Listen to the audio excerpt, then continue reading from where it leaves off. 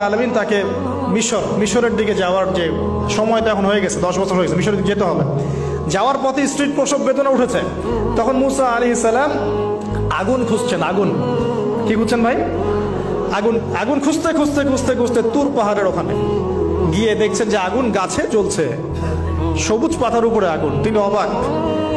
এই সময় আওয়াজ আসলো, বিসমিল্লাহির রহমানির রহিম, ইন্নী আনা রব্বুক ফাখলা'না আলাইক ইন্নাকা বিল ওয়াদিল মুকদ্দাস তুয়া। মুসা, ইন্নানি আনা আল্লাহ লা ইলাহা ইল্লা আনা ফা'বুদনি ওয়া আকিমিস সালাতা লিযিকরি। মানে এখানে অনেকগুলো কথা আছে, সূরা তাহার মধ্যে আছে। আওয়াজ চতুর্দিক থেকে ভেসে আসলো। মহান আল্লাহ রব্বুল আলামিন তার শান অনুযায়ী, তার ইজ্জত অনুযায়ী তিনি যেভাবে কথা বলেন সেভাবে মুসা আলাইহিস সালামের সাথে কথা বললেন। আল্লাহু আকবার। বললেন, ইয়া মুসা, হে মুসা, ইন্নানি আনা আল্লাহ, নিশ্চয় আমি আল্লাহ, লা ইলাহা ইল্লা আনা, আমি ছাড়া কোনো ইলাহ নাই, ফা'বুদনি, তুমি আমার ইবাদত করো, ওয়া আকিমিস সালাতা লিযিকরি, আমার ইবাদতের জন্য সালাত কায়েম করো, আমার জিকিরের জন্য সালাত কায়েম করো, আমার স্মরণের জন্য সালাত কায়েম করো। ফাখলা'না আলাইক, তোমার জুতা খুলে ফেলো, ইন্নাকা বিল ওয়াদিল মুকদ্দাস তুয়া, তুমি তুয়া উপত্যকায় আছো, পবিত্র তুয়া উপত্যকায় আছো। আদব শেখানো হলো। এভাবে অনেক কথোপকথন হলো।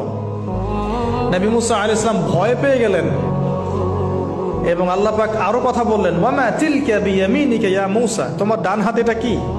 মুসা আলাইহিস সালাম বলছেন, ক্বালা হিয়া আসায়া আতাওয়াক্কাউ আলাইহা ওয়া আহুশু বিহা আলা গনামি ওয়া লিয়া ফিহা মাআরিব উখরা, এটা তো আমার লাঠি, এটা দিয়ে আমি ডালপালা পারি, আমার ওই যে গবাদি পশু চড়াই।